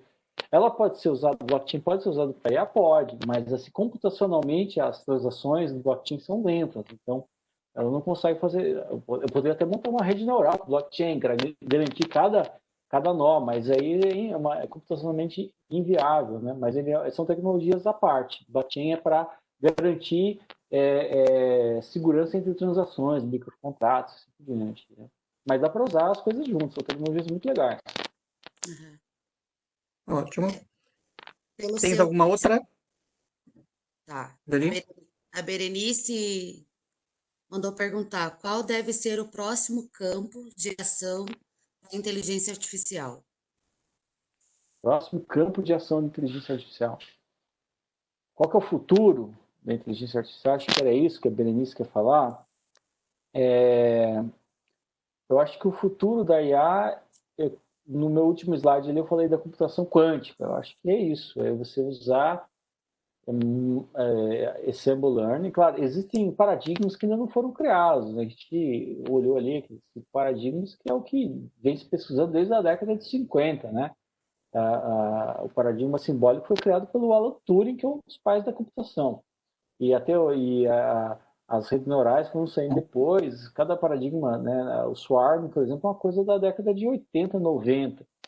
Então, assim, provavelmente vão surgir coisas novas, né? Então, é uma área de estudo aberta, assim. O que vai vir pela frente é um exercício de futurologia, mas com certeza vai vir muita coisa diferente aí. Tá? Marcos, eu, quando acessei a última vez a instituição de vocês, a página eletrônica da Aquarela, me chamou a atenção um campo de atuação que é importante na nossa região de Urupema, Lages, agricultura. O que especificamente vocês têm para agricultura com IA? Legal, professor. A gente montou um sistema. Lembra da minha história que eu falei que eu fui lá no Mato Grosso? Era um cliente que a gente estava indo lá, é um produtor de soja, milho e algodão. Eles têm 170 mil hectares de terra e nós rodamos o nosso algoritmo com dados de 5 anos desses 170 mil hectares. E a gente criou um sistema que foi capaz de dizer, olha, para esse talhão, né, a gente pegava a latitude e longitude do talhão, os dados do solo entravam no sistema e ele diz, né, na verdade, olha, esse talhão com essas características de solo, você deve plantar o ECALB 232 com tanto tempo de antecedência, ele montou o pacote tecnológico para aumentar. E aí você vai conseguir aqui, desse talhão, você vai conseguir 5% a mais de produtividade se você usar essa recomendação. Então, essa é uma das saídas, das coisas que a gente fez, né, para esse nosso cliente. E a gente também está trabalhando, né, com cana-de-açúcar. Né? Aqui em Santa Catarina, a gente ainda não... É muito que uma história...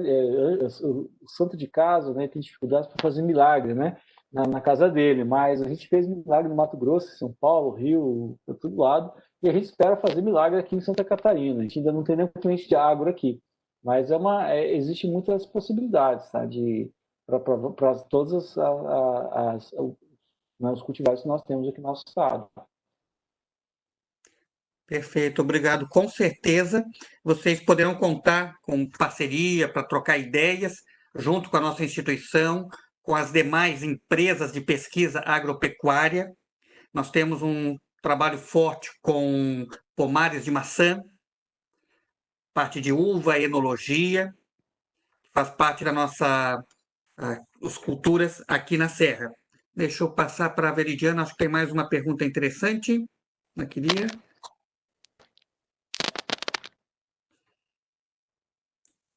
Oi.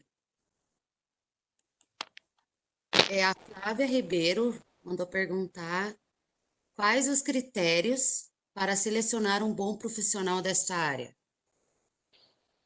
Essa é uma pergunta muito boa. A gente, Hoje na Aquarela a gente eu sempre falo para os nossos clientes, investidores, que hoje o nosso melhor processo nosso, o processo mais importante nosso, é o processo de contratação. É um processo que eu pessoalmente me envolvo. Então a gente tem o nosso RH, faz a triagem, e aí quando eles têm os candidatos, eu vou e converso com cada um dessa triagem para a gente escolher quem vai ser o próximo aquarelado.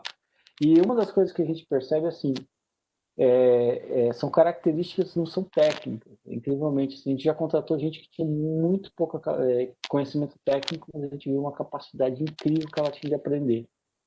Então, é muito importante você ter uma capacidade de aprender, uma capacidade de pensar fora da caixa, um pensamento criativo, né? Então, a gente recomenda, né, não é recomenda, né, mas a gente procura pessoas que tenham essa visão, né? Vou até contar uma história bem legal de um aquarelado nosso, que ele era motorista de Uber, e ele estava fazendo faculdade de economia, e ele queria muito trabalhar com a gente. A gente abriu um processo seletivo, ele mandou um e-mail e falou, olha, eu não tenho ainda graduação, eu estou na graduação, estou estudando, posso aí conhecer a empresa? Eu sei que eu não vou te mandar meu currículo. Ele mandou assim, se precisar, falou, vem aí. E aí a gente atendeu ele, e aí ele falou, poxa, que bacana vocês mandaram. Daí eu fui falar pessoalmente com ele. Falei, tá, e ele falou, mas o que você gostaria de conhecer da gente? Eu queria saber que tecnologias vocês usam, me dá uma lista de coisas para eu estudar. Não, beleza, a gente chamou o rapaz, prepara uma lista para ele aí de coisas legais que vocês usam para ele estudar. Aí o pessoal passou a lista. Aí deu 3 meses, ele mandou um e-mail de novo, né? A gente abriu outro processo seletivo, ele falou, olha, eu sei que ainda não estou pronto, mas eu posso ir aí mostrar o que eu aprendi?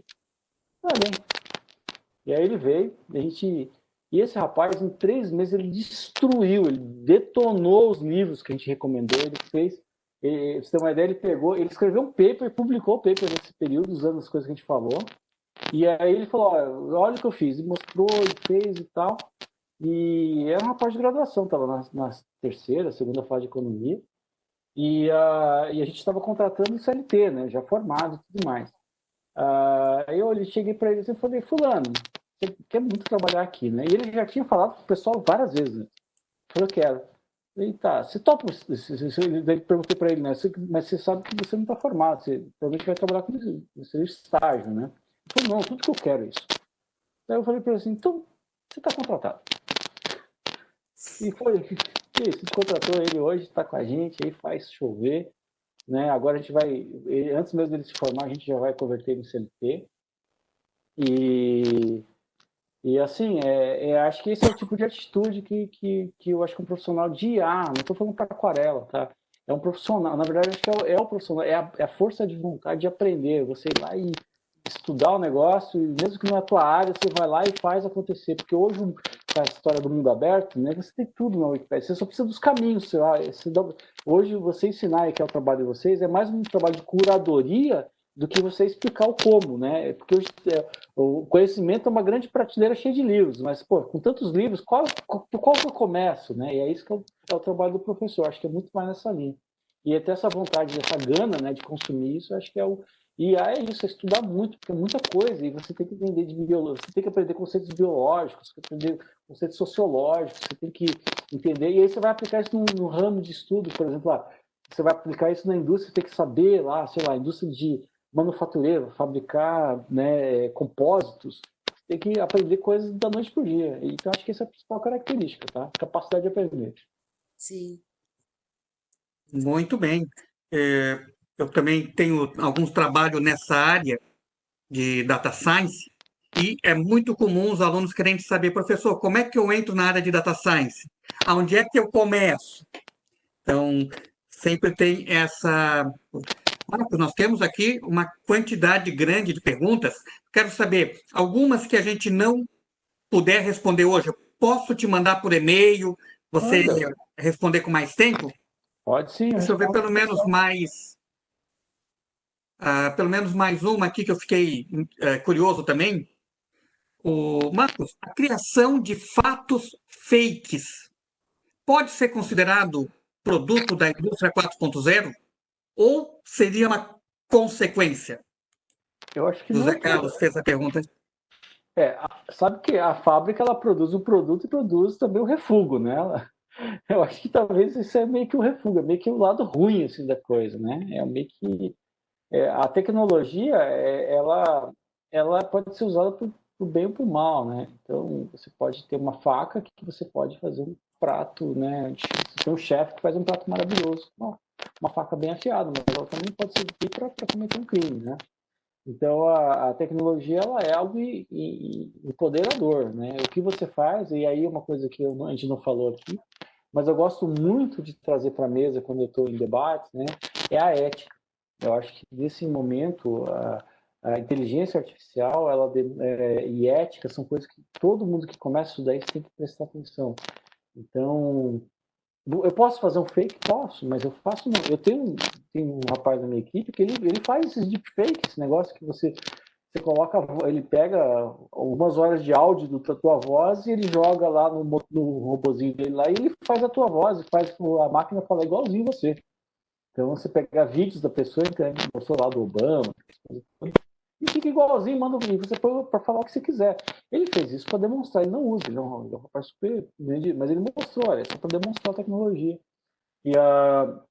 Então, existe a possibilidade, né? É a indústria 4.0, dá para dizer que vamos dizer assim, é a disfunção da indústria 4.0, né? Assim como antigamente existia só o crime, hoje existe o cybercrime, né? Então, você fazer um fake para mim é um tipo, não seria um cybercrime, seria um crime de indústria 4.0, você se passar por uma outra pessoa, né? Você inventar um fato que não é real. Para mim isso é crime. É você enganar a pessoa de uma maneira.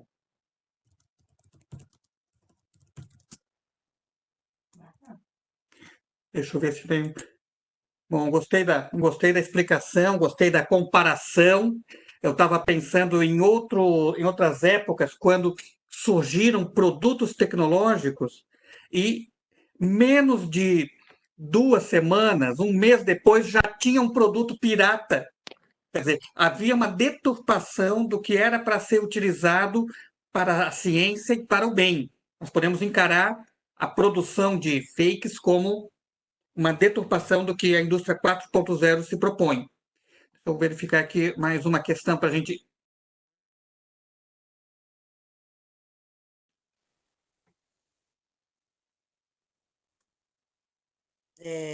Da Patrícia Rocha. Qual a sua visão sobre o uso da IA para substituir decisões humanas, mais especificamente nas decisões jurídicas? Bom, Patrícia, ótima pergunta. Assim, substituir decisões humanas, isso vai, assim, isso bate num ponto que eu gostaria de falar um pouquinho, que muitas pessoas têm medo que a IA vai substituir as pessoas.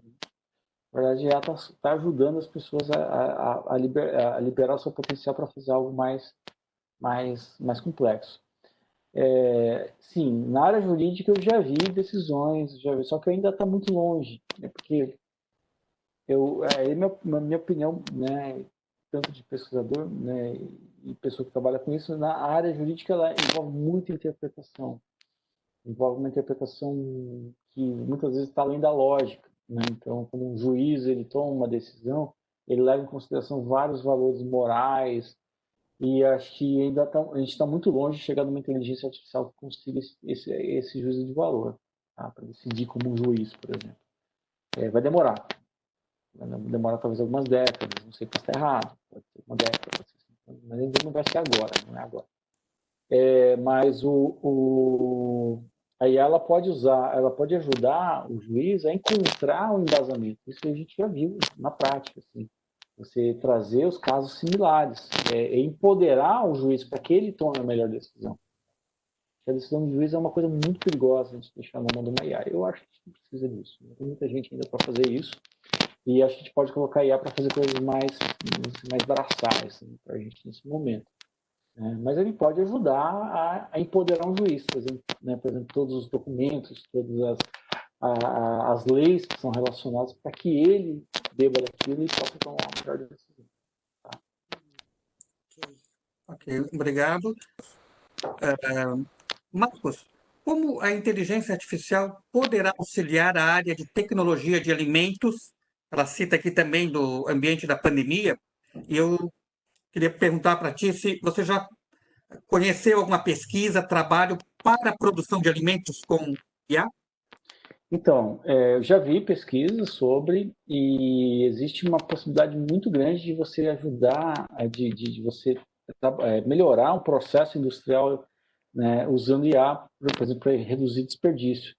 Né? Na indústria de alimentos, para você citar uma coisa que a gente fez aqui, que a gente conseguiu reduzir o FIFO, né? O pessoal que já trabalhou em indústria de frigoríficos, é quando um produto ele sobra, né? Ele vai vencendo, ele começa a chegar perto do vencimento, e a empresa tem que vender ele muito barato.